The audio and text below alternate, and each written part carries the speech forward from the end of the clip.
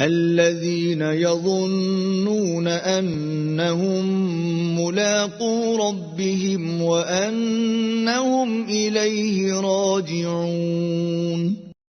जो यकीन किए हुए हैं कि वो अपने परवरदिगार से मिलने वाले हैं और उसकी तरफ लौट कर जाने वाले हैं।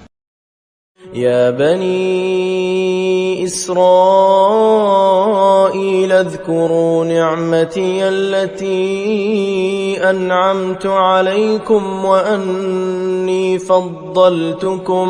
وأني فضلتكم على العالمين.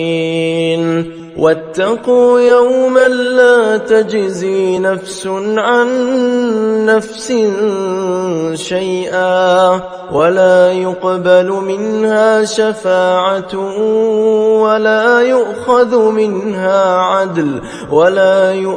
منها عدل ولا هم ينصرون.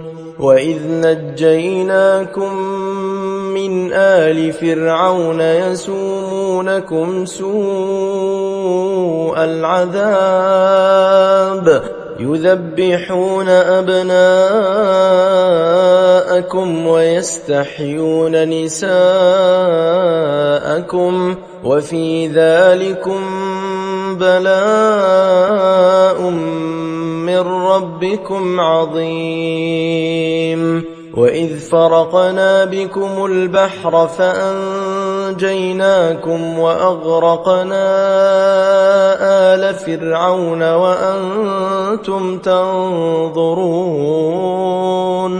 وإذ واعدنا موسى 40 ليلة ثم اتخذتم العجل من بعده وأنتم ظالمون.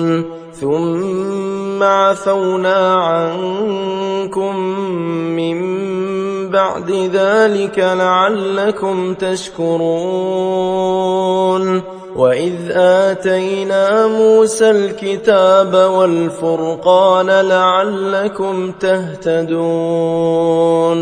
وإذ قال موسى لقومه يا قوم إنكم ظلمتم أنفسكم باتخاذكم العجل فتوبوا إلى بارئكم فاقتلوا أنفسكم ذلكم